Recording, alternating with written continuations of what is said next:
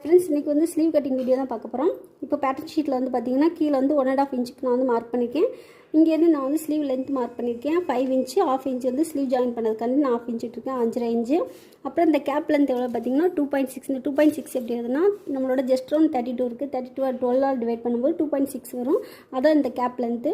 அப்புறம் ஆம்கோல் ரவுண்ட் எப்படி மார்க் பண்ணணும்னா ஆம்கோல் round 14.5 inch. 14.5 inch divide by 2 பண்ணும்போது 7.25 இன்ச் வரும்.